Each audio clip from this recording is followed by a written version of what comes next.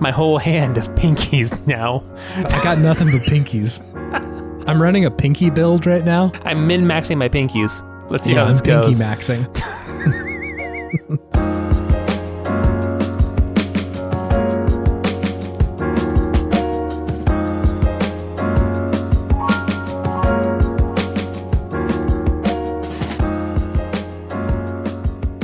Can I ask you a question? Yeah. Are you a nighttime or a morning showerer? Oh, Weekdays, nighttime, weekends, morning. Oh, interesting. Yeah. Ambidextrous. Yeah. It's both for you. Hey, get a man who does it both ways. Yeah, that's fun. I am actually completely inverted. Really? Yeah. Wow. During the week, it's morning, and on the weekend, it's a lot of the times evenings. Yeah, I just never, ever want to do more things in the morning before work. That's fair. Yeah. So that's an easy one to cut out. But I think just aesthetically, showering in the morning feels better. Yeah, it does for me. I feel like my whole day is set right. It's just like hot in there. That's really nice on a cold day. It is nice. I also, I had showered last night in the evening, and I woke up like kind of remorseful that I spent my cleanest hours of the day sleeping, and now I have to endure my stinkiest hours. Sure. You wasted your cleanest moments of sleep. Right. Yeah. Whereas like when I shower in the morning, I sleep through the stink hour, But then your bed gets dirtier. That's okay. I can wash a sheet. I have no problems washing a sheet. That stuff's easy. Whereas like I got to shower this fucking meat mech every single day. Meat mech. Hey, it's Video Game Podtimism, the Optimist video game variety show where two best friends talk about the wonderful world of gaming. My name is Chase. And my name is David. I got stuck on meat mech. Yeah, that's fair. It's sort of a jarring sentence. I get it. It's a lot. It's a lot to take in. I mean, that's essentially Attack on Titan, though. It is, isn't it? Yeah. Wow. Yeah, it is. I'm reading a lot of manga right now. David and I talked for about 45 minutes before we hopped on here. That was a quick 45 minutes, too. I know. It's the really thing. I've been having such a thrill recently because like it was a subgenre of stuff that I'm like, that's a bridge too far for me. And like it's simply not. And also like, what is too nerdy? It's like it's so nonsensical to begin with. But I think it's just because of like when you and I were younger, manga was even more niche than it is now. Yeah. To the point where like I'm not sure that I even knew of anything outside of like Fruits Baskets, that was it. But now there's so much shit, and plus the saving grace is that I don't have to have like physical copies of all these things, that I can just read it on like a digital device. Yeah. Oh man, that is nice. Yeah, I don't need a whole entire bookshelf or I don't know, cabinet. Yeah. Lockbox to put all my manga volumes in.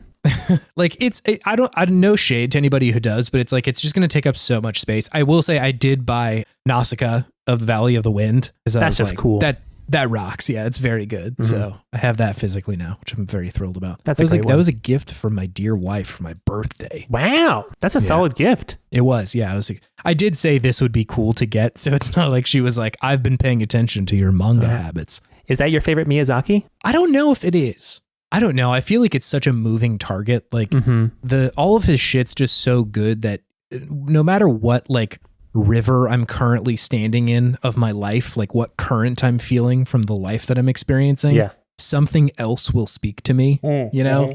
Like The Boy and the Heron is pretty good, and like obviously I saw it recently, but it's very like powerful recently, whereas like for a long time it was spirited away for me. Sure.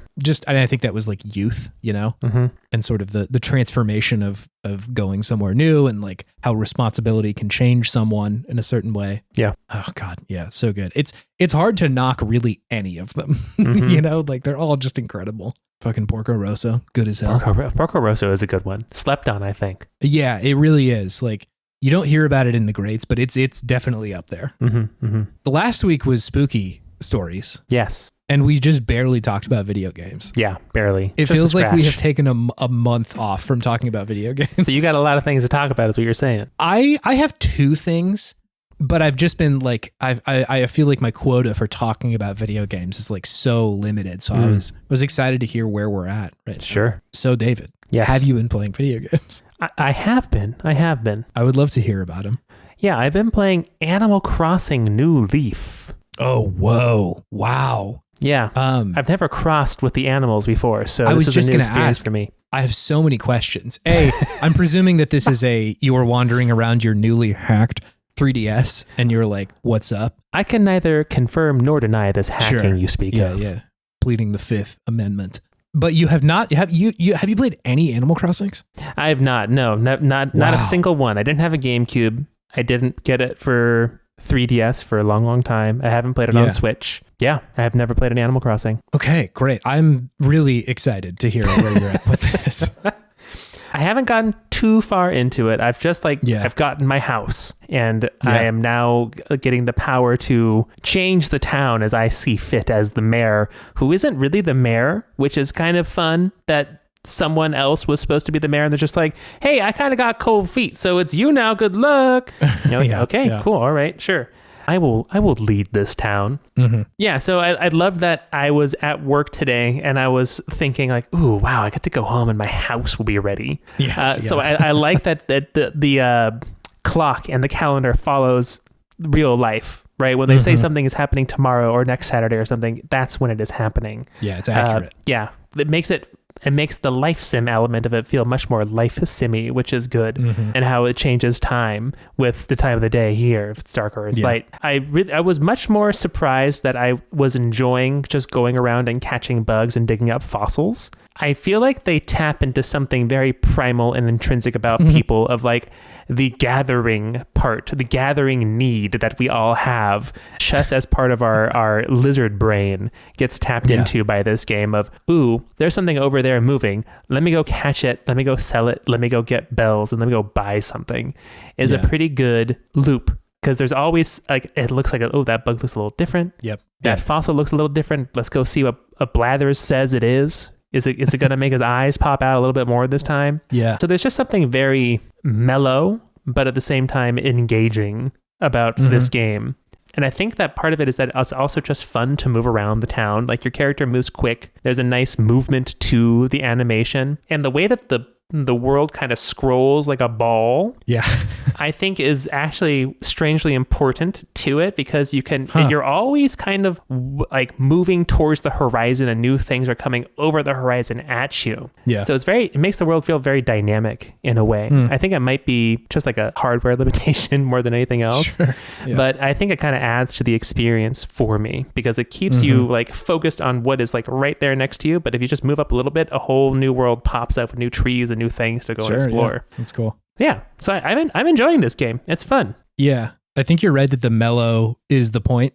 Yes. Yeah. And that it intentionally wants you to like not play it that much. That like you can for sure. You can just go on like a bug hunting adventure for a couple hours if you want to and like get all the bells. But like I think the way that it is, at least for me, most rewarding is like play it for maybe upwards of like half an hour to an hour a night or something at the most. But like it is most rewarding when you first open it up and it's like, okay, new day. What are we doing?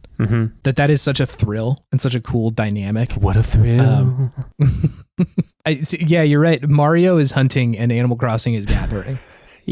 Yeah. Whoa. Yeah. The two sides of the gamer brain. I feel like most games are hunting. That a lot of them are not gathering. Yes. Mario hunting, Zelda hunting. Animal Crossing gathering. Any first-person shooter hunting. Hunting. Katamari Damacy. Gathering? Hunting? It's a little bit of both, isn't it? It is a little bit. Whoa. Hunting and gathering. Wow. Get you a Katamari that does both. Yeah. The Sims. Gathering. The Sims is gathering, for sure. Yeah. Nintendogs. Gathering. Gathering the pups. Gex is hunting. Gex is really what Gex is hunting for is the next esoteric joke about 80s and 90s pop culture. Gex is hunting for problematic lines to say. How can I get canceled fast enough? Hey, you can't be funny without ruffling a few woke feathers nowadays, am I right? Oh my God.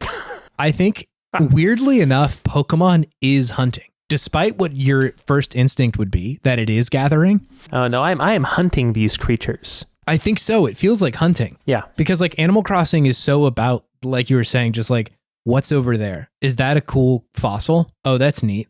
I wonder how my friends are going to react to that rather than gotta catch a ball. you know?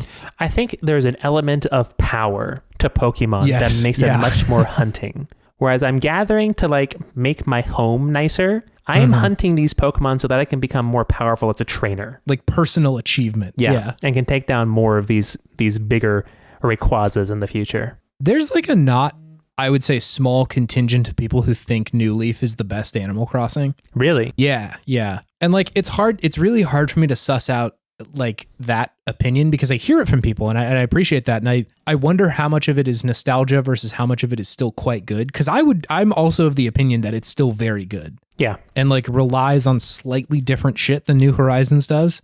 Plus like there was an avalanche of New Horizons players with Animal Crossing that like, if you ever see like a poll on the internet, like probably New Horizons is going to take it because there's just more people who played that. Absolutely. But like, regardless, you know, it's arbitrary which one is better or not. But I think New Leaf is a good one to start with because it is relying on the stuff that makes the series good. It's like, it's not devoid of the fun stuff because the stuff you're describing is like, that's the best part of every Animal Crossing game is like, oh, this is a thing I haven't seen before. Or that's a cool bug. I bet that's worth a lot. Exactly. You know, like, that bug has got a big old horn. I bet it's worth a lot. Got to sneak up on it, catch it, see what's going on. Exactly. It's also intentionally just like a game that is meant to be played over a long period of time. Not just you can't play it very much, but like if you start and continue playing an Animal Crossing game like every day, chances are if you're playing at that pace, you'll be playing for like at least a couple of months, you know? And that's cool. That's cool that it like has that lifespan without being a like 300-hour RPG, despite the fact like you can play for 300 hours. It just happens to be something that is like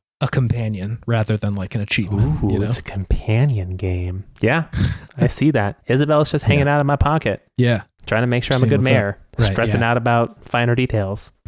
It is cool that you're the mayor in this one too. I like that. That's not always the case in the other Animal Crossing games. It feels powerful. It feels like I could take Tom Nook on and I could maybe come out on top. Yeah, you can beat him up and no one's going to stop you. The despot Nook. I was talking about going to court, but I mean, if you want to beat up Tom Nook, Chase, that's on you. That's how things are settled on my island. is a bare knuckle honor brawl. Yeah. Hey, my down payment was only 10,000 bells. That's a deal. Yeah. Yeah. You did get a home for not that much. Yeah. I wonder, I was just going to say, I wonder if you could play online with each other. I bet not. I think the 3DS servers are gone. But I'd love to see if it's like, if we can play peer to peer, because I would definitely fire up my 3DS and come visit your island. I'd be down. Go hang out. Well, wow. New Leaf. I'm excited about this journey for you. I'm excited. I haven't gotten too much into it. I feel like I will start really clicking once I can really start changing how my house looks and how the island looks. Yeah. That's what's going to grab me. I'm going to become a bellboy. I've also been playing Metaphor Refantazio. Wow. Okay. Damn, you have some endeavors this week, David. These are big games you have started. Well, granted, I'm playing the demo for Metaphor Refantazio. Sure. It's still multiple hours long. It's a long demo. Lengthy. Like, damn. Lengthy. Jeez. Yeah. This game is definitely grabbing me more than any of the Persona games did. Yeah. Well, I think I just prefer the fantasy setting, and I also prefer the more clear storyline that I'm getting in this one. I feel like at least Persona 5, the story wasn't nebulous, but was a little bit more ethereal almost in a way. The ultimate goal, I think, is not always clear in Persona 5. Like, yes. Your next goal is clear, but not like, what are we doing in totality here? Exactly. Like, I know I'm supposed to go through this, what do they call them? Castles? Palaces. Palaces. Yeah. I know I'm supposed to go through this palace because this gym teacher is a total chode. But like, to what end is this driving the overarching story of this game? I don't know. Yeah. Whereas it's very clear what is driving my actions in this game from the get-go, which I appreciate. It just makes me more invested in the game and like lets me know, communicates to me like, this is what you're going to be doing in this game, and if that's something you're interested in doing, then keep playing, right? So that was good. I also like that you can attack things in the overworld. It's cool. Yeah. There is something about that just makes it feel just slightly more engaging to me, because while the action in a Persona game is very flashy and fun, just the turn-based action always just at a certain point wears on me, just as a personal taste, right? Yeah. Whereas this one, it just seems like even though it's just like a couple slices and you're just you're trying to get into that squad battle, it just makes everything feel just like a little bit more cohesive between the overworld and like the separate squad battle arenas, I guess you could call them, right? Plus, it's so nice that like they do the Earthbound thing that if you run into somebody that's a lot weaker, you just kill them. Like that is so nice. Yeah. Thank you for this gift. I don't need to go in here and like choose all these like different options to just one hit this guy. That's okay. Just let me get him. And then also, it's so fun going into the squad battle because of the singing man. The singing man. Oh my God. Singing in Esperanto, no less. That's so good. I am so hyped up whenever that man starts throat singing at me. It's amazing. I don't know what it is tapping into something once again in my primal brain that is saying, yes, this is what you've been needing this whole time. Welcome to the Refantazio. I think I haven't really heard something like it before, which is a crazy thing to say about music, but like, I don't know that I've heard that in a video game soundtrack, really. You know, like that staccato of a like deep voiced kind of operatic singer. Like it's so bizarre. Yeah. That like, it's almost disarming a lot of the time of like, what am I listening to? It's like, what the fuck is going on? But like in a very enjoyable and pleasant way, I would say. Yeah. It's ridiculous in the best way possible. I would say that the music does kind of remind me of Near Replicant in a lot of ways. Maybe not the singing man, but other parts of it, at least from what I've played so far. I also love how the demons are humans in this one. I know. That reveal is very fun. That's so... It seems like that could be really goofy, but they play it off very well, I think, in a very serious manner. And it just makes sense because then you're like, oh yeah, that's probably why people hate me, because I'm the one who looks the most like a human, as an Elden? Elden is Attack on Titan. I think it's Elda or... And then the plural is Elda as well. It's Eldians. Is it? I have no idea. In Attack on Titan, I think. Proper nouns are never my strong suit. Yeah, proper nouns and their pluralifications? Plurals? Sure. Plurals. I took English for a lot of my life, and I don't know. If any of our English teachers are listening, we're sorry. Yeah, sorry about that. But yeah, this game's a lot of fun. I will probably buy and play this game at some point. I think I just need to get a couple things off of my backlog first. But this is a very compelling game to me. And like you said, you mentioned the political intrigue. I'm a sucker for a good political intrigue. I love it. They just set the stakes so early. Like, this guy is the bastard. He's clearly bad. Yeah. He did all these bad things to these good royal people. Get him. Let's go. I mean, we'll see. Maybe he's a good guy, but again, I don't know. It's totally possible, and I'm okay if they make that twist, but it is cool to have just like, here's the thing that like you really need to resolve is this dude. You know? This dude, he's alive. You must resolve that problem. You got to resolve that problem. I didn't write this down as one of the games that I've been playing, but I have been playing this game. Yes. I figured. It's really good. I sort of had the opposite experience where I was like, I like fantasy, but I think I prefer the high school of it all with Persona. Yeah. I think it's just like that version of the game is something that, or that version of a game is something that I don't see very often. And so like, the setting is often like, this feels pretty novel. And so fantasy, I was like, well, like my standards might be a little higher for this because a lot of games are fantasy. But you're correct. Like the production value is just absolutely bananas. Characters are immediately compelling. Like the stakes are so clear. You start out by hanging out with Stroll and Grius. Are your two like bros initially. I really like Stroll. I think he's like immediately very compelling. That's a great name. It's very good. I love the dude. Like, I think he's very cool. In any other Persona game, he would be annoying because not annoying, but like he would be loud. You know, this is your Yuji from Persona 5 or really any of your like male sidekicks in Persona 3, 4, or 5. And I like that they kind of play him straight a little bit, that he's just like kind of a tough dude. Yeah. So yeah, I love the immediate cast, like pretty much out of the gate. Nice. I like Stroll, just like the noble who's actually trying to be noble. Yeah. Who's like been through it a little bit, you know, like he's not a young man, but is still like very involved in the cause. Absolutely. Grius. A little Barrett-like in a way. Oh, sure. From Final Fantasy in a way that like he's like been doing this for a while. and is like maybe shouldn't be on the front lines anymore, but is kind of forced to be. Yeah, I really like Grius. He's great. Also, I love the trope of a older looking knight who still absolutely beats ass, you know? Mm-hmm. Who is the dude? Wait, are you talking about Gaius or Stroll? I mixed both these boys up. I was looking at a title and yes, you're right, Grice. Stroll is also who I was talking about before, not Hulkenberg. Hulkenberg is a cool elf lady. I was like, Hulkenberg. I haven't gotten to Hulkenberg yet, but it sounds like a wrestler name. Yeah, sorry, Grice is who I was talking about. Okay. Yeah. The Scot. Yeah, exactly. Mm-hmm. Who's the dude in Game of Thrones that like defected from King's Landing to go fight for Dany's army who was like so good at being in the Knights?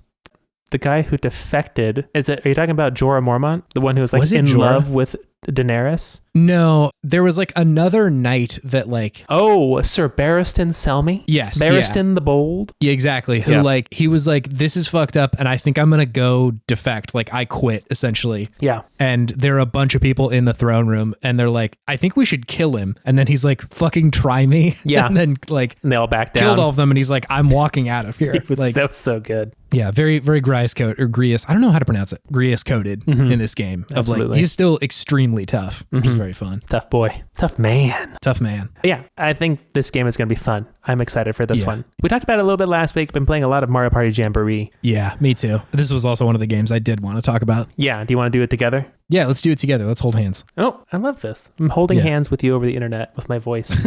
We talked a little bit about it last time, but we were both saying that it feels like a very nice evolution of the Mario Party formula without going too far away and like experimenting too much and becoming something that's a little bit too different. Which they've done before. Like the Mario Party that was just in the car was like, I don't know that one's if this is Mario Party anymore. Yeah. I kind of liked that game, but it was not the same game at all. Yeah. Is it a bad game? No. But is it Mario Party? Not really. Yeah, not really. I'd love how all of the new levels feel. They're all very inventive. They feel fresh. None of them have felt burdensome to me at any point, at least not yet. So who knows? Maybe the racetrack a little bit, just because I never vibe with ones where there's sole star placements on the map where that doesn't move around. But beyond that, very fun. Have you messed with the online at all? No, I have played the weird versions where there's like 20 people in one game, but I haven't played them online. Gotcha. Oh, you can do those offline too. You can, yeah. Oh, okay. I did the one where it's almost like not snipper clips, but you have to like move a ball around a factory. Have you played that one? No, I haven't. I know the one you're talking about, but I haven't played it. That was pretty fun. It's just like a fun little puzzle game. But yeah, it's just fun. It works well. It looks great. Yeah. The games have all been at least enjoyable. None have felt like super boring so far, or like they're just totally unfair, because I feel that there are those types of games in other Mario parties where you just don't know how to do it, even if you practice for many times. What's the one from the Superstars? The sneaking one where you have to sneak past the chain chomp. The chain chomp. That one's brutal. That one's awful. I haven't seen anything quite on that level in this one, and I love the Jamboree buddies. The Jamboree buddies are super fun. I think that's one of the more interesting things about this game. Absolutely. Essentially, like for anybody who doesn't know, and by the way, this is like the Mario Party game that like just came out. It's very recent. The Jamboree buddies are essentially like every now and then on the map, somebody will like balloon drop into it and be like, hey, I'm here. And if you encounter them, like you go by them on the map, then everybody plays a mini game. And whoever wins gets them on your like team, quote unquote, which means that they just like follow you around on the game board. A couple things with that. One, if you have them when you go by the star, you can buy 2 stars for 40 coins. Yeah. Which is like incredible and such a game changer if you're able to do it. Yeah. They let you do anything that a space does twice. Yeah, essentially. So like if you land on a blue space, you get double coins because you land there twice. I also learned the hard way that if you go on a Bowser space, you go to hell twice. Happened to me as well. It was some bullshit. It's brutal. It's so hard. But I think that the really smart decision is that if somebody passes you on the board, they take your ally with them. That's really good. It's so important because I think it could feel really lopsided if they just gave them to you for like turns on end, because you could start like just reaping the stars from the game. Yep. But because if somebody just walks past you, then they have it. You don't even have to play a mini game. It's just they're mine now. That it prevents it from feeling like, oh, they got the ally, it's over. Yeah. You know? Yeah. Which is great. Not to mention all the mini games that you play for the allies are really fun. Yeah, they're good. Very unique. The DK one is so much fun. I haven't done the DK one yet. It's like a Guitar Hero game where you're all playing bongos and you have to like do it correctly and in time. It's really phenomenal. And another genius thing is that if you're the person who found the ally, you get like a little advantage in the mini games, which makes it feel like good because it's like you still want to go get the ally. It's not like, oh, well, I got them for all you fuckers. It's like, well, you still got an advantage a little bit here. Yeah, and that's like, it's not a huge advantage, but it's a decent advantage. No. With the DK one, it made your like window of hitting the button at the right time a little longer. So like if you hit it too early or too late, like you're still kind of within range. Yeah. Whereas everybody else was like, it's harder to hit, which felt like good. Like it's a worthwhile advantage to do that. Most of the allies also have like some cool feature that they can use. With DK, every time you start a turn, he's like, hey, do you want to get in my barrel? And then if you do, he just shoots you somewhere on the map. It's totally random. He just goes somewhere random on the map. No, with you. You both get in the barrel and just rocket off to another part of the map. Do you have to? Can you say no, I don't want to? You can say no, I don't want to. Yeah. I also thought it was that the first time, but then we played it and Em was like, oh, I can just choose not to, which is very fun. Like, again, all of these feel like fun additions without being totally broken. Because like fuckery is part of Mario Party. Yeah. It's supposed to feel a little janky and like, how could this happen to me?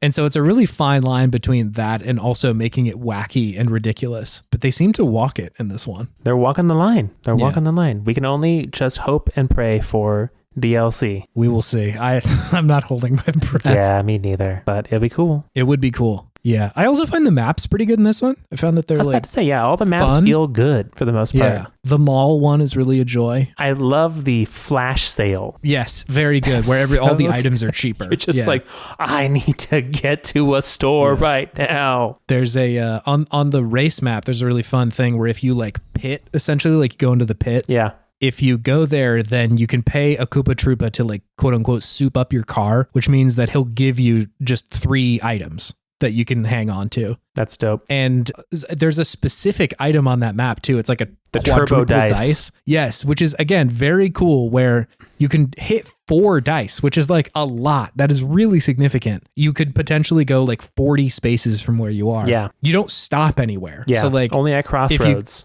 Change direction. So if you go to a star, you will just drive past it, or like an item shop or any of the like go around and get 10 coins sort of thing. So it's this cool risk reward of like, well, I'm pretty far away, so maybe I should use this, but it runs the risk of just sailing past the star at a certain point. You could also go 4 spots and that's it. That's also possible. Yeah. Yeah.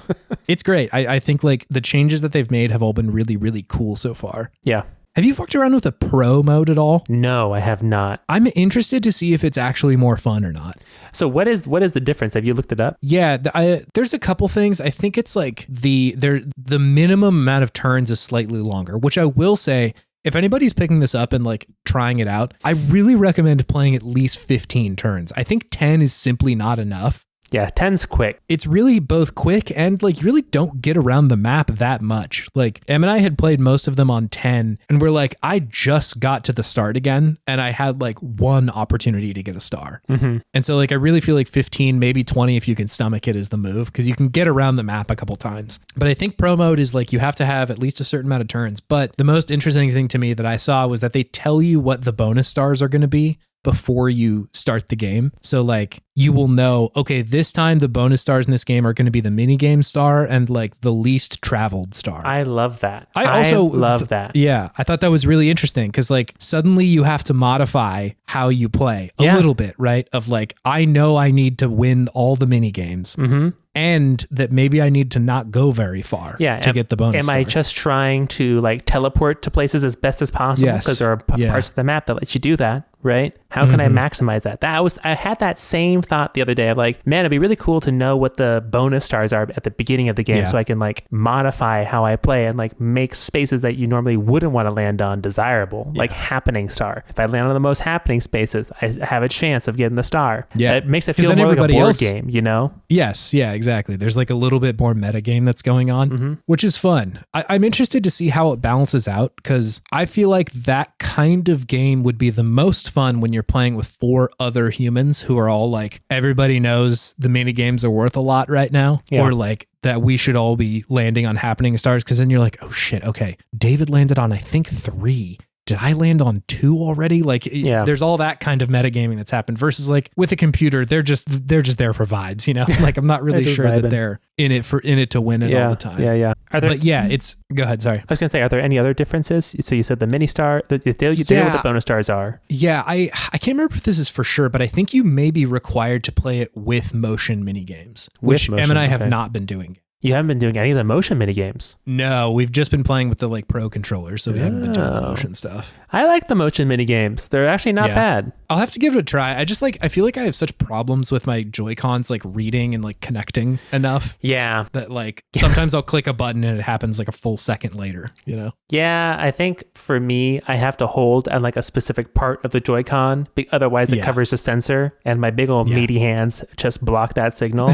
And I was like, I had to like pickaxe my way through a block of stone. Yeah. And like nothing was happening. Just nothing was going. And like Mallory just kicked my ass. I was like, what the fuck? Come on, Joy-Con. I will say you will be happy to know that I am not dominating in this game. It seems much more even. Mallory kicked my whole ass in one of these games. Yeah. Yeah. The donkey magic does not seem to be in this one.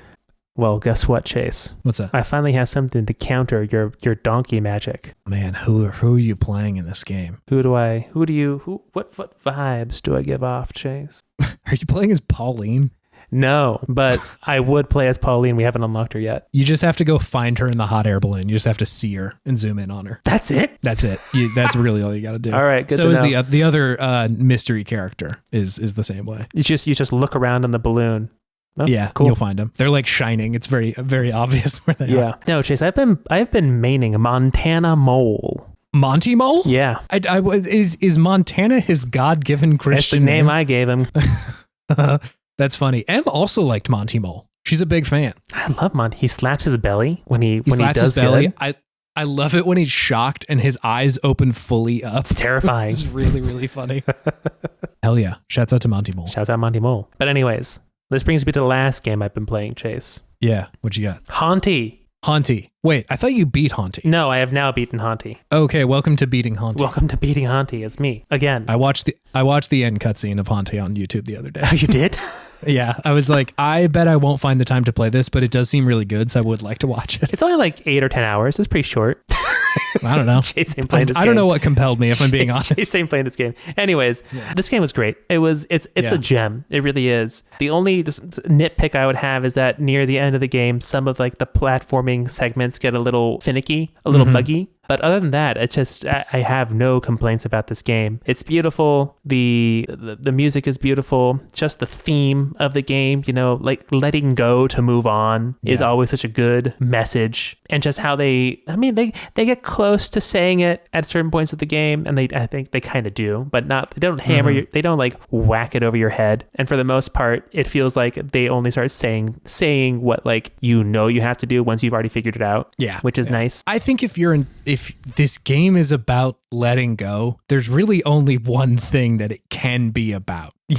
Like literally, you start off dead. The first thing that happens is you die. Yeah, you gotta let go. And I just want to highlight one level in this game. The theme park level, Wickland, looks so good. Looks so incredibly good. Yeah. Just the way that they play with depth in this game is incredible. There's so many times they pull the camera out away from you to just give you a huge scope of like where you are. So many times that you will teleport to a different part of the level and it's like way in the back and you're just like trying to traverse around like a little ant in the background. Yeah. I love that stuff. And then in the theme park level, you have the ability to solve puzzles with the roller coasters because like you can possess things, you haunt them in this game to solve puzzles in the map. And with the roller coasters, you can get on the roller coaster and ride around it, which I always love in a video game. Always good. Yeah, great. Like you're riding around and then you see like, oh, there's a memory up there, or oh, there's some gems over here, or whatever you call them in this game that I can't get to on this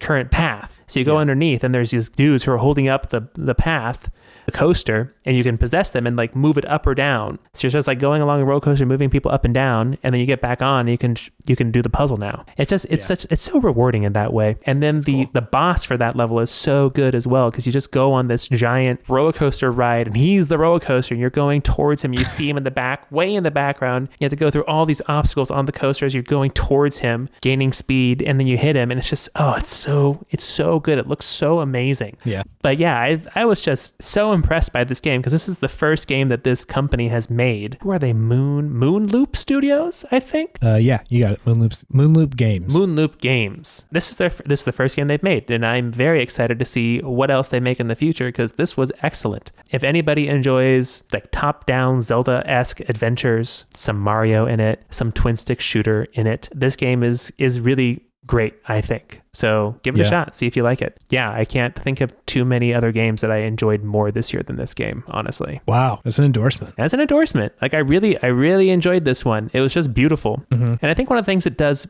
really well, like we talked about Animal Crossing earlier, it is like this, it is a collectathon, but it's like a mellow collectathon. Mm-hmm. And it hits that very nicely. It doesn't feel overwhelming because the amount of memories you need to move on to the next level is a pretty small percentage of the total memories that you can get in a given area. And, the memories aren't necessarily super hard to get. They're pretty clear what you have to do. Sometimes they're challenging and sometimes it's a little like confusing or you have to figure out where to go to get a certain power up or possess something to make something move or get out of the way so you can get it. But they're such short little puzzles that it just keeps you moving along so quickly and makes you always feel like you have forward momentum. It just never feels like it stagnates and bogs down like other collectathons I think can make me feel personally. And that would have been kind of a killer for this game if they did do that, because getting the memories is so important to the actual story as well, because that's how you unlock those memories, which are just so good. Man, just the music that plays when you watch one of those memories is so impactful. So yeah, I think it's a very special game. And I really haven't seen a lot of press or even reviews on this game, which is a little shocking for something that feels like has such a high quality of production to it. So, I will be the person that says, go and play this game. It's good. Is it perfect? No. But man, is it really trying to make you feel something? And it's pretty darn fun to play. So give it a go. It is surprising. Like, I feel like I saw a lot about it in kind of like the E3, Jeff Keighley's E3 era. Like, I don't know if it was like Day of the Devs or something, but I feel like I saw this pretty frequently. And yeah, you're right. Like it doesn't seem like there's a lot of press about it, which is surprising for like the niche that it occupies. Yeah. I feel like games like this usually kind of like get their flowers. And I agree that it's like, it hasn't been quite as loud as I feel like it should be. Yeah. It seems weird. But I think it's on Game Pass too, right? It's on Game Pass. Yeah. So play it. If you have Game Pass, give it a shot. Maybe I'm totally wrong, but I mean, I really enjoyed this game. Yeah, that's neat. Wow. Yeah. Video games. Chase, what have you been playing? Yeah. We already talked a little bit about Mario Party Jamboree, and that was one of them. Yes. The other thing that I wanted to talk about was this game called Mouthwashing, David. Excuse me? That is the appropriate reaction to this video game. Okay. Mouthwashing is I would say, kind of indie, sort of lo-fi horror game. It's like a little bit higher fidelity than kind of the standard PS1 looking stuff. Uh-huh. But it's in like visually that genre. And okay, I see it's hard. It's a little tough to talk about because like I think the draw of the game is the story and how it's presented. So I'll just kind of explain like the opening few minutes, and maybe that will kind of help illuminate what's going on. Just to back up a little bit, this is a game made by Wrong Organ, which is already a very haunting developer title. That's brutal. And I was exposed to this developer when AJ and I had played a game called How Fish is Made for our other podcast .zip, where How Fish is Made is this like probably 15 to 20 minute game where you just like flop through this like industrial hallway for like a little while talking to other fish. And the point of the game is to try and figure out whether or not you're going to go up or down. That's the whole thing.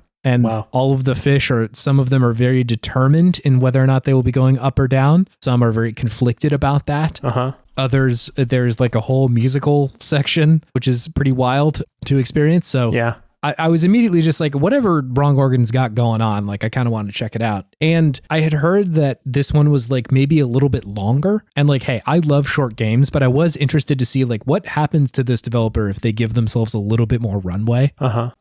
All things considered, this is still a pretty short game. Mouthwashing is like, I think it took me like an hour and a half to 2 hours to play. But the initial thing that happens in the game is that you are presented with this cockpit, and it is like the readouts on the screen are like, hey, there's a meteor to the right of us. So please direct the ship left to avoid it. Yeah. And all you can do at that moment is like click on the targeting and like the thrusters of the ship, and it only allows you to go right. So like you have to click go right. Then a bunch of alarms start blaring, and it's like, dude, please move. And then it's like autopilot's going to take over here in a second. So like if you don't move, we're going to. Then your only other option at that point is to stand up and get the override key from the locker and override it and ensure that you hit this meteor, which you override it, and it's like, oh shit, okay, we're gonna hit this. And then you like walk out of the cockpit to this like series of hallways that like start to like break down as far as consistency goes. Like it's one of the like control sequences where you turn around and the hallway that you just came from is not the one that you're looking at anymore. Very fun. I love when games play with like the continuity physically in a video game. It's always very cool. And then eventually there seems to be some kind of impact, right? And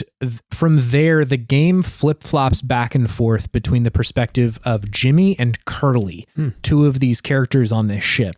And it's like, they'll also jump back and forth between like different times. So it's like, all right, here's 7 days before impact or 2 days after impact or something like that. And so you're getting like different parts of the story from different perspectives at different times. That sounds complicated, but it's really not. Like at no point did I feel like, oh my God, what is going on here? It's just kind of like different vignettes that you're seeing, which is all very cool. You're also joined by 3 other characters. I can't remember all of them other than Swansea, who is one of the other characters. There's 3 other people on there. One of them's a medic. One of them is essentially like an engineer. And he's got, Swansea is the engineer, and he's like got a like understudy, like an intern essentially. And so those are the other people on the ship. And essentially the rest of it is bopping back and forth between like pre-disaster, where you're playing mostly as Curly, the ship captain, and talking to your, friends and compatriots and kind of seeing what's going on. And then jumping back post-disaster to playing as Jimmy. And also you get to see Curly in his like totally fucked up state after the crash.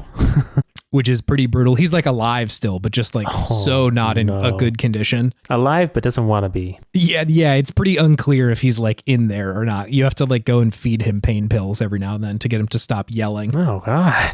Yeah, it's like, jeez. I will say it's a pretty brutal game. Man, yeah. It is not without humor. Like I think it's also a very funny game, but like there's some intense shit in this one. So like if you're not up for, I would say like a fair amount of like body stuff, then this one might not be for you. Body stuff. Disambiguated body stuff.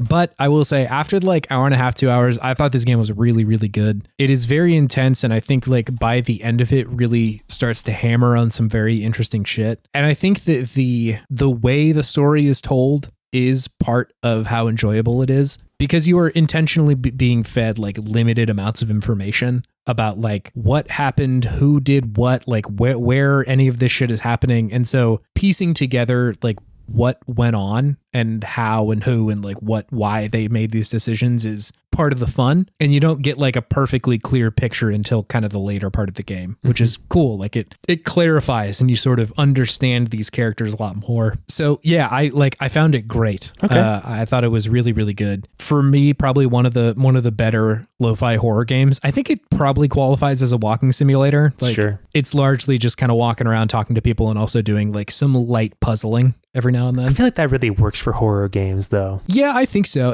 Especially one that relies on narrative and like telling a specific story.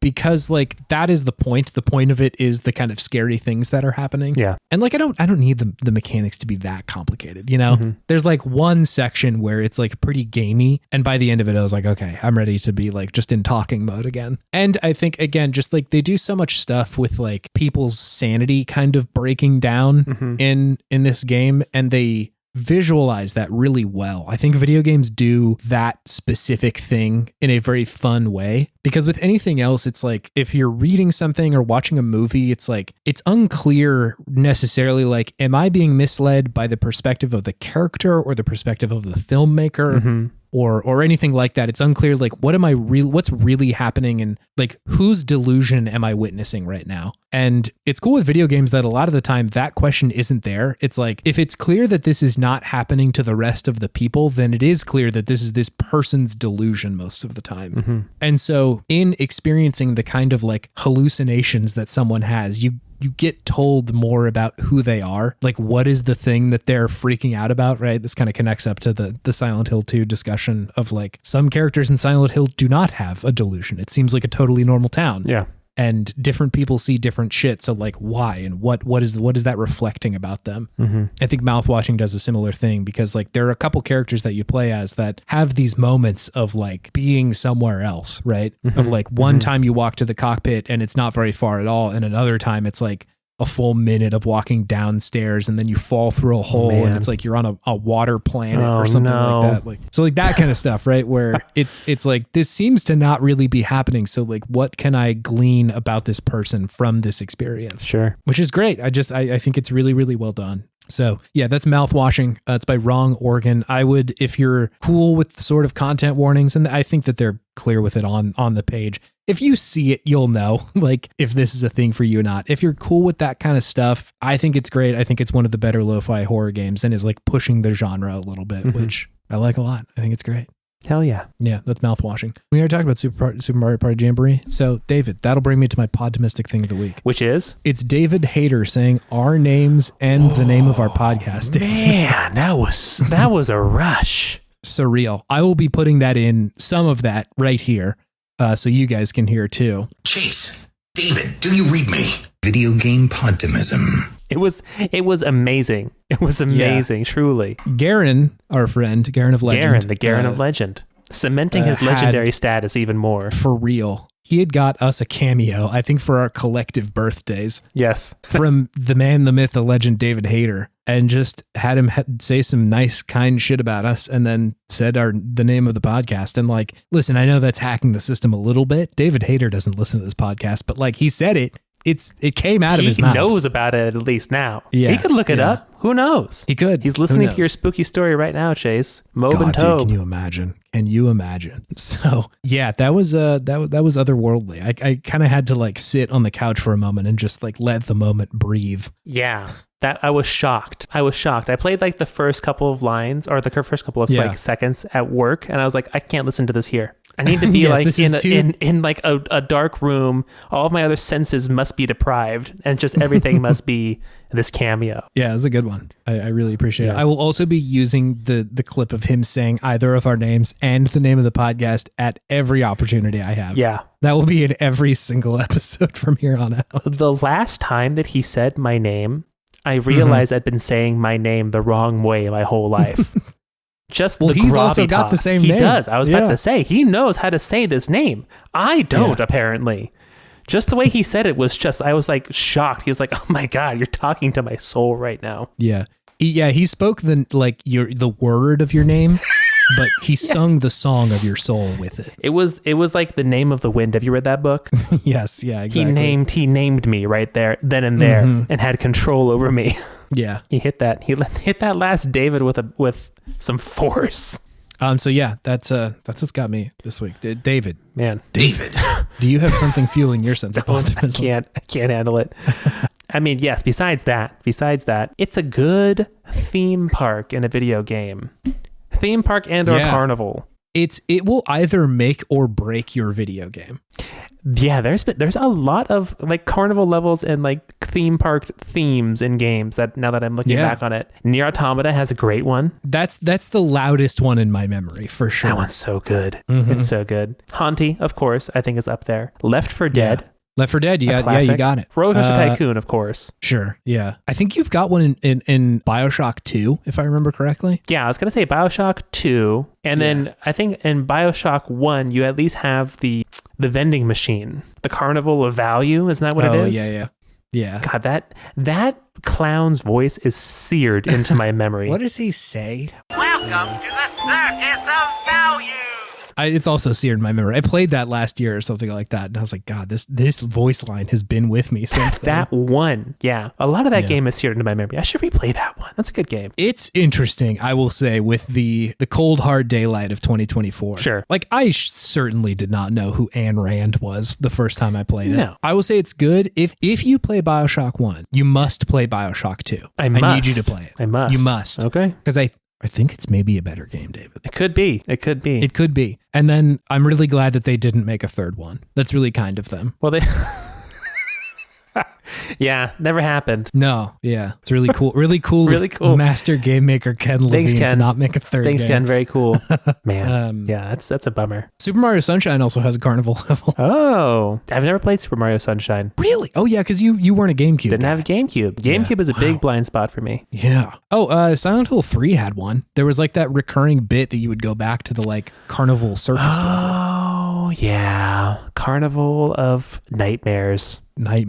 But also you get Kingdom Hearts where you bring the roller coaster to your enemies. Honestly, the roller coaster in Hauntii felt like what they wanted the roller coaster in Kingdom Hearts 3 to feel like. I'm like, this is fun, it's fast, it's fluid. Sora wishes he could. Sora wishes he could be a little ghost. But hey, do you want to move on to our main thing, David? Yeah, let's do it.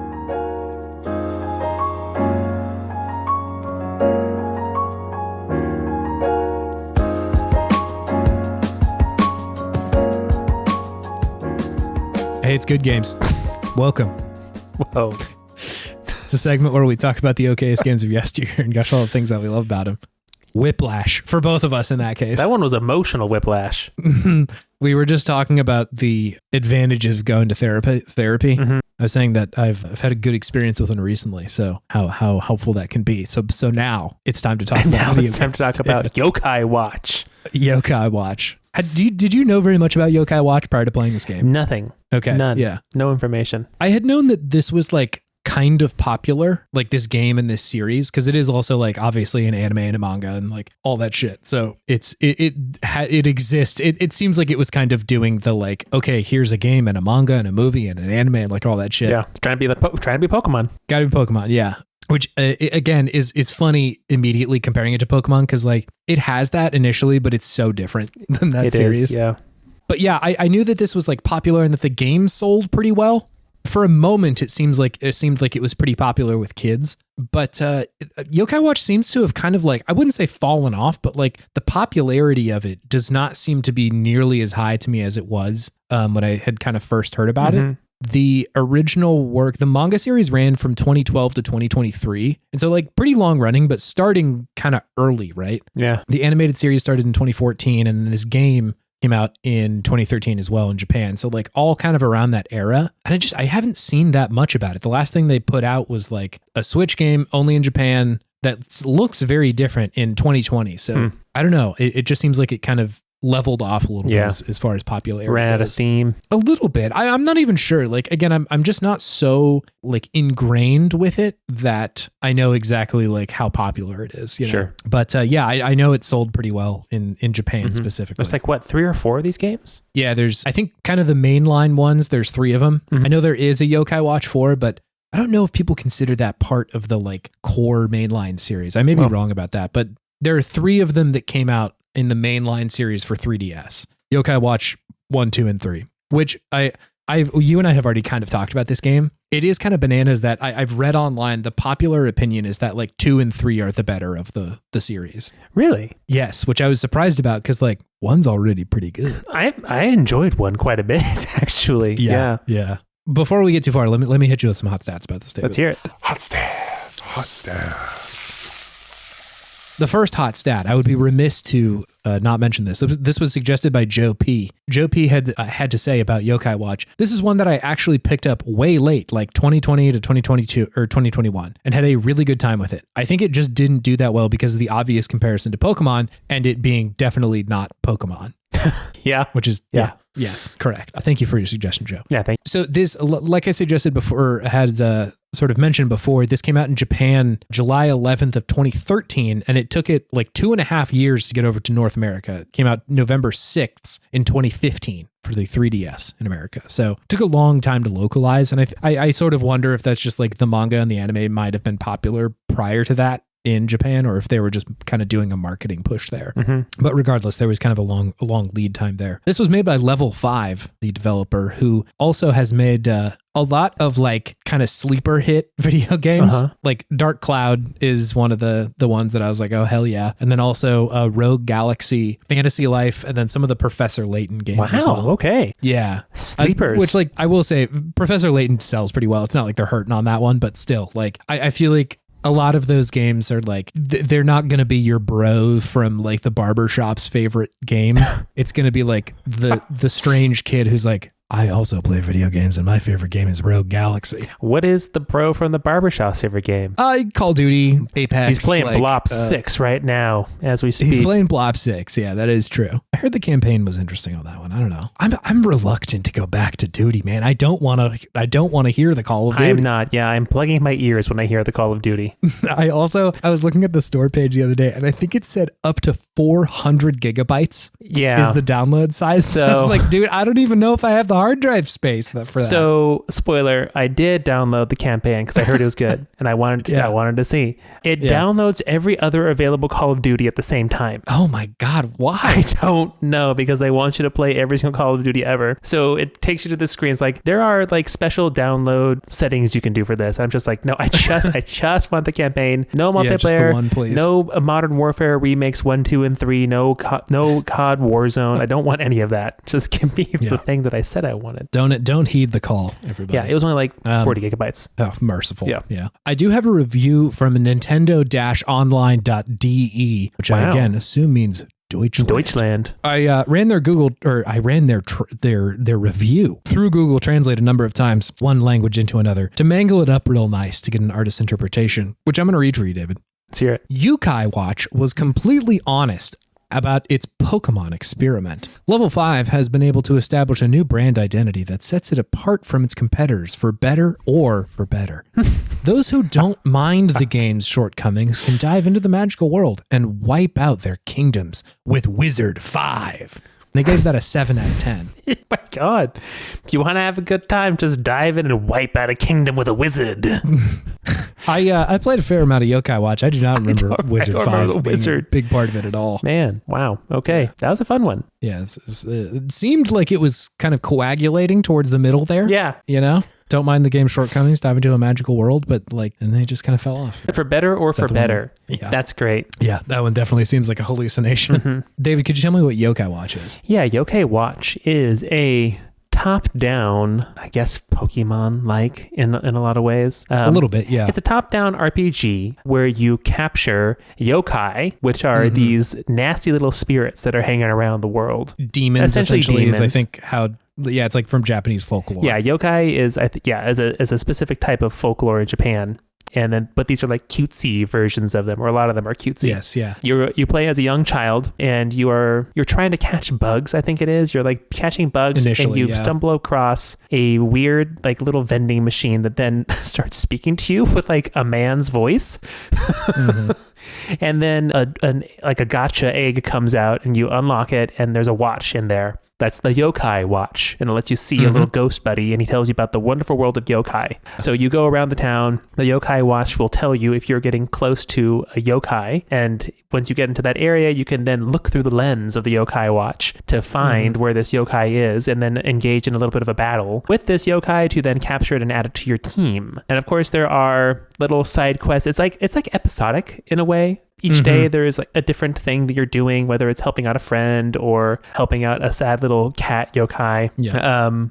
Or like defeating a giant salamander demon, which was crazy. So it's you're doing a lot of different missions with these yokais at your disposal. I didn't get to a point where there seemed like there was one cohesive overarching story, maybe hints of one, but yeah, it's largely episodic, but it's fun. Yeah, I read the plot, and eventually it does kind of culminate in like a bigger thing. I figured, yeah. I agree that like for a while it's just kind of like one like one bit after another of just like, here's today's problem that you need to solve. Yeah. Which like is fine. I think that's fun. I also like, because I didn't watch the anime or anything, I wonder if this like tracks with episodes of the anime or something like that. I would assume so. I kind of also think so as well. Jiba Neon definitely needs their own episode.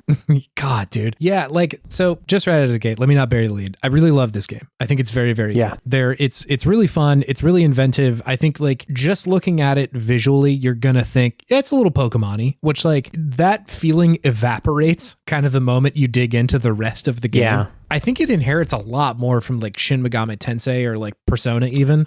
I see that. Because like they do the thing where you're not like catching the beast. It's like after you fight one of them, sometimes they'll be like, hey, you beat me so good. Can I join your team, please? Yeah.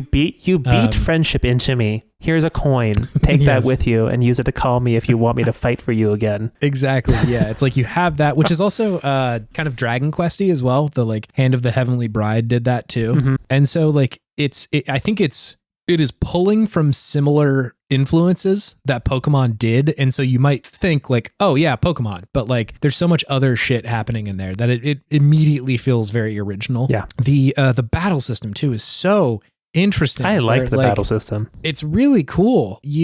So essentially it's this interesting combination of like almost an auto battler combined with Pokemon 2, where like at any point you can have 3 of your monsters out. They will just kind of be absent-mindedly punching all the time. That's always happening. There's sometimes 3 enemies in front of you. It can sometimes be less, but it's usually 3. And you're just fighting them, and you have a bunch of choices of what to do. Every one of your allies has like essentially a super move, an ultimate where if they build Soultimate, that's what they call it. where if they like get enough power, then they can do this big attack, which you do like essentially like a WarioWare mini game to do that. Hit all the real quick. Hit all the dots. Trace this out. Spin this. Yeah. It's like simple shit, but I think it adds just like a little extra layer of interactability. And so you do all that. It usually does quite a bit of damage, and then I think also the really, really interesting part about this is that you can be swapping through your lineup all the time. Yeah. Like it is not the turn-based thing where you have to like wait. You literally just rotate this thing in the middle of the screen and it just rotates through your people. Yeah, the bottom screen of the 3DS is like a little circle, and then it's divided into 6 pieces, and then all your monsters, your yokai, share a spot on that, and you just like rotate people in. If someone gets knocked out, you can take them out, rotate the next person in, and then they just start going immediately. Yeah, exactly. It's great. Which is it's great. I really like that. Yeah, it leads to a lot of really interesting situations, and there's also like some added complexity there where like if there are people of the same type next to each other, they get like bonuses and shit. Affinity bonuses. Yeah, so like not only do you need to maybe consider like your lineup, but then also like how they interact with each other. Yeah. Which is just very cool. Again, that's nowhere near what Pokemon is doing. Like they're so different in that way, almost immediately. Yeah. Like in Pokemon, you're trying to find the type advantage. Whereas do more damage to an enemy. Whereas this, you're trying to make your allies synergize better. Yeah, you're trying to find your type affinity rather than your type advantage, which is cool. Like I think that's a very cool way to do this. Yeah. So yeah, that's all really good. I find the art style very charming, like very cool and like just kind of cute in a way that this game is. It's like nice, feels good to look at. I love a town. I love a town that you get to hang out in, and this one is definitely very town-like. Just a little chill town. It relies on similar stuff that Mega Man Battle Network does, where like there is this like real life space that is also like superimposed over another. In this one, it's like there are like demons walking around, these yokai. In Mega Man Battle Network, it's like there's like an electrical outlet that you can jack into in a tree somewhere, whatever. In a tree? There are a couple in a tree. You like go camping at some point in one of them. It's like you have to hack a tree at some point, which is very fun. Great. Which like I really enjoy because I think it taps into a certain amount of like daydreaming that like kids do, where it's like you can be in very menial and normal places and be like, oh, what would it be like if there were like monsters that were here and only I could see them? Yeah. You know? Yeah. Or, what if I could hack into my light switch and like talk to the people who live in there or whatever. And so like I just find it very cool to take what I think would be like kind of a rote area if it was just like a town and make it interesting by saying like, okay, but there's actually demons here too. And you have to look for them like under cars and in garbage cans and shit like that. I do like that you have to look underneath like cars,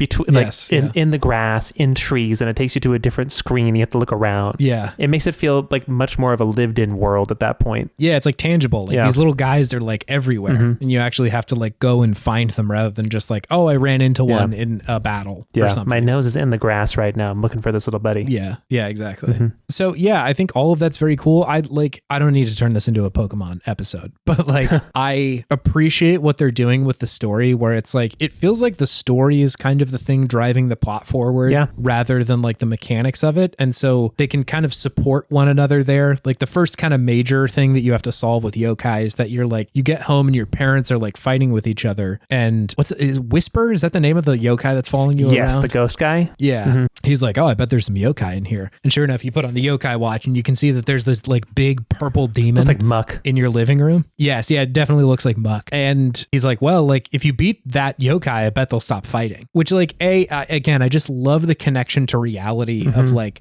you can solve a lot of people's problems if you fix this like thing. Yeah. Right. Yeah. It's very Persona 5 of them to be like, obviously this came out beforehand, but the same sort of thing of like, there is a tangible effect in this like fantasy world to the real world, which I love. So that's when essentially they let you loose for the first time. And they're like, you should go find more yokai. You're not strong enough to beat her yet. And so you have to like go get a team. Then you also run into the cat yokai. And like, I thought that they were going to play that bit so much more goofy than they did. It's like truly pretty heartfelt. So sad. Yes. I was messed up. I was messed because that was a crime against a cat. Cat police are coming. Yeah.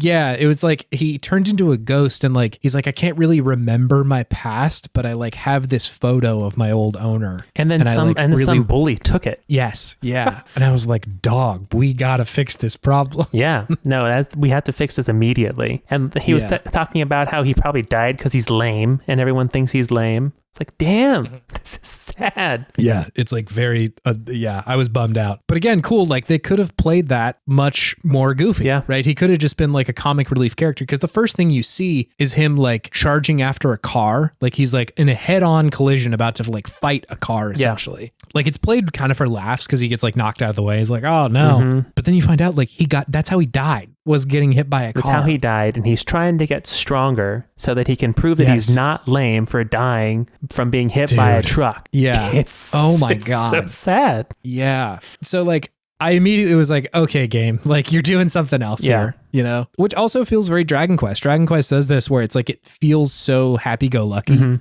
Then every now and then they just drop a bomb on you like, yo, what the fuck is that? Yeah. I thought this game was supposed to be like easy and nice. I was not expecting that at all. No. And so I appreciate that they're able to tackle that shit, especially like this seems like a kid's game for all intents and purposes. Like it's meant to be able to be played by children. Yeah. So to not like shy away from that stuff, I think is very cool. Yeah, that's important, I think. Yeah, totally. What else about this game? I like just traversing the map.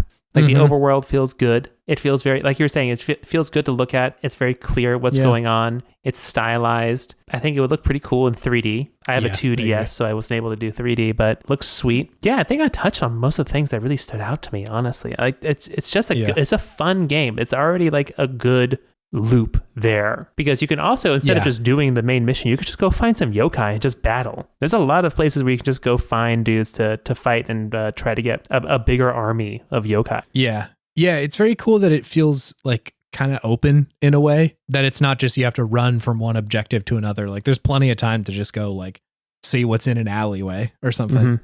There's also the very cool sections where it's like, hey, you're gated from this part of the map until you get like a stronger yokai watch. Oh yeah, you have to upgrade your watch level by catching stronger yokai. Yeah. I do love having a grade for my team. Me too. Yeah, absolutely. Like I need to get that S grade. It's got to happen. Yeah, I sure do. Yeah, I'm with you. It's really a satisfying game. I was also pretty impressed by like how many yokai there were. I was fully expecting like we're not going to crack like 100. I think there's like 200 and something, which is like that's a lot. That's a lot of yokai. That's pretty good. Yeah, and they're all interesting. Like they're I like how they're kind of creepy. Yes, no, that's definitely part of the fun. Yeah, is that like these are demons. Like Tattletale, the old woman who just like wants to make you tell your deepest, like not your deepest darkest secrets, but like make you say what's on your mind. Yeah, I don't know nearly enough about Japanese folklore to know like, are these real kind of like folk tales or stories? But it is really interesting that like if they are, then that's a very cool way to integrate like these old kind of scary spooky stories into being like essentially a Pokemon, you know? Exactly. Like, that's very fun. And that, like, they're creepy, but never like, oh my God, frightening. Yeah, it's spooky, not scary. I will say the soundtrack is just fucking spooky city. All of the music is just straight up ghost music, which I love.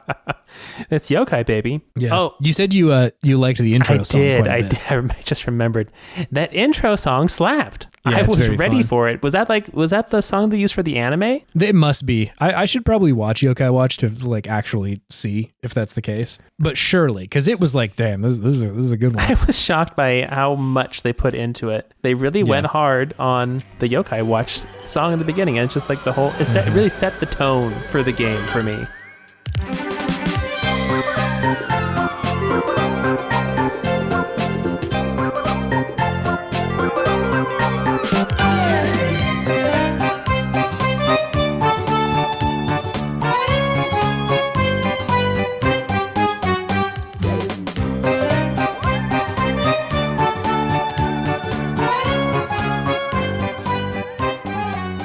Totally. And I liked the voice acting. It was goofy, but I think appropriately goofy. I found Whisper pretty good. Like his voice acting was very fun and just like, I'm a ghost. It's pretty like, good. It's very, very good. Slightly fancy ghost. Yes. Yeah, exactly. Yeah, I don't know. Like I really like this. I'm pretty surprised that this has not had a resurgence on Switch. That like I saw that there was a re-release in Japan of Yokai Watch 1 on Switch, but that's it. Never made it over here. And like, I'm sure that is kind of a lot because like you do have to translate the voice lines, or maybe you don't. Like if you've got the script, like you can just make it Japanese only and like just do English text, you know? But God, I would love it if they like re-release some of this stuff, especially the ones that like never made it over here. Yeah. It feels just like rife for a second viewing from the West. I agree. I think there's a lot to like in this game. And as someone who doesn't particularly care for a lot of the new Pokemon games, this felt like a breath of fresh air, at least gameplay wise. I just found it so much more engaging. I think it takes some pretty big swings as far as its departures from the kind of core Pokemon formula and definitely feels like its own thing. Yeah. Like an hour in, it's like, hey, this is not Pokemon anymore. No. You know? No. Despite the fact like it does have the Pokemon arc of like, hey, we have a game, now we have an anime that like has some similar characters and like the cats are always the main characters and shit. But it's really cool. I'm for sure gonna check out the other few that were released on 3DS. Yeah. No, it seems like a solid series. Yokai Watch. Damn, Yokai Watch 3 came out in 2019. Whoa. That feels recent. It's 5 years ago. It was 5 years ago, but like, damn. The before times. Damn. Joe P also suggested Custom Robo to us, which feels similar. I feel like Custom Robo is like in a similar slot. That and also Summon Night. I can feel the connective tissue here. Absolutely. Yeah. Absolutely. Just these like sort of charming games. So, hey, Joe P, thanks for suggesting this one. I really like this and we'll honestly probably continue playing it. Yeah. No, it's a fun game just to hop into and just play like a couple days and then jump out. Yeah. It's biteable. Biteable. Chewable. Munchable. Lunchly? Munchables. Munchables. Yeah. Love it. It's a brave new product from the Lunchable brand. Did you hear about the YouTubers doing Lunchables? Yeah, isn't that like the fucked up like one that has like 300 milligrams of caffeine in them or something? Ooh, I don't know about the caffeine, but people have been finding mold. Oh, that's great. Yeah, I did see that. Isn't that Lunchly? Lunchly. Is that what that was? Wasn't that like fucking Jake Logan Paul's thing? I think so. It's him and Mr. Beast, I think. Yeah, what are you guys doing? I think that's not the move. I don't get it. But anyways, this is the podcast. Yeah. We don't need to talk about YouTubers. Sorry, Mr. Beast. You ain't getting in here for free. You gotta pay like the rest of them. Exactly. He just gives away money, so hey. Anyway, Joe P, thank you for your suggestion. We appreciate you. Yeah, thanks, Joe P.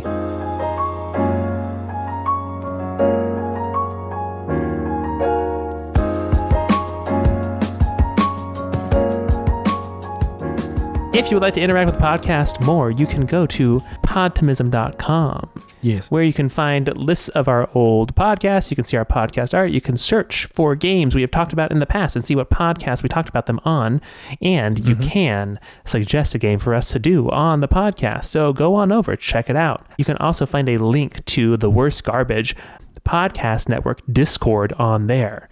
The Worst Garbage is the podcast network that we are proudly a part of. It features such podcasts as Into the Aether, Paws and Claws, Zip, Frog of the Week, Girl Mode, And can't let it go. And can't let it go. God, I'm going to get them all. I'm going to collect them all. It's hard. The trick, David, is you just open up Discord and look at the list of them. That's what I do. You know, that's the smart thing to do. And I have that power because Discord's open right now. But hey, you know what?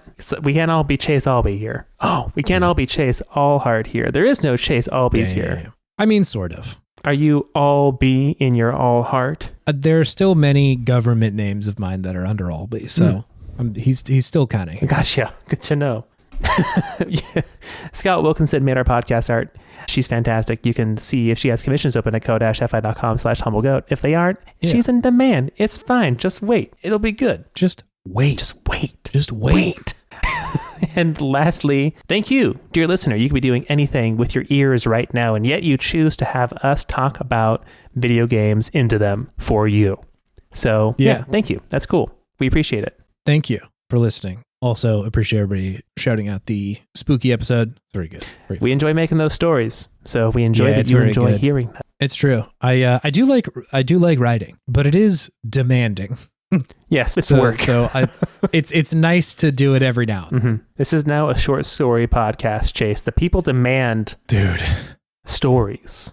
That would be a lot. Like, I think that would be like, I need to start making money from this so that like I can maybe offset some of my other things that I need to do. Yeah, exactly.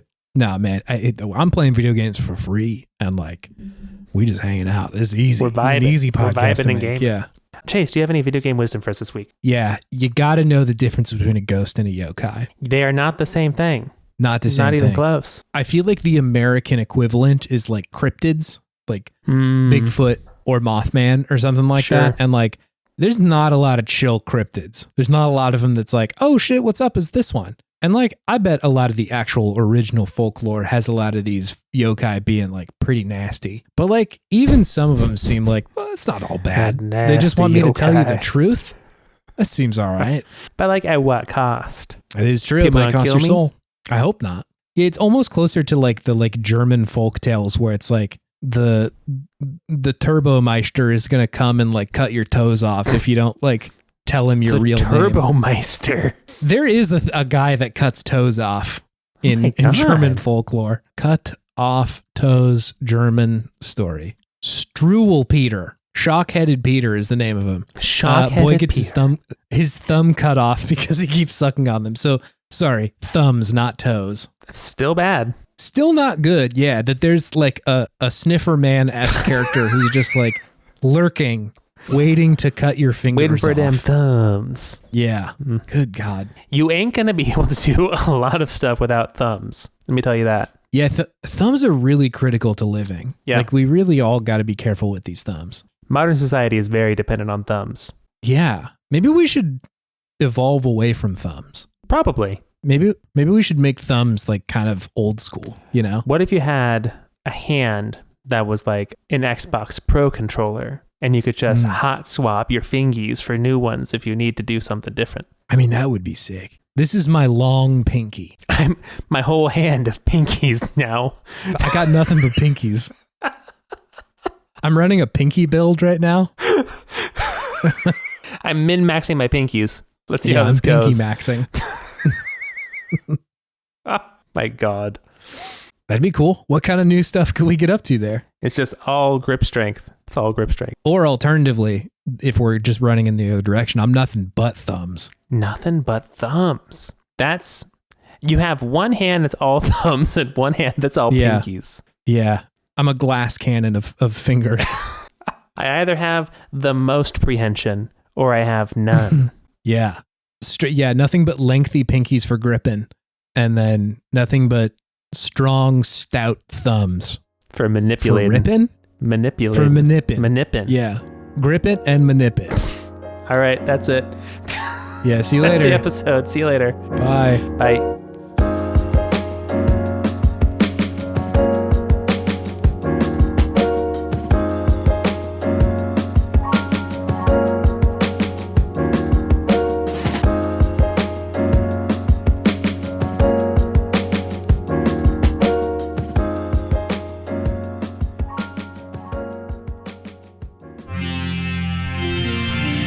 TWG, the worst garbage, online.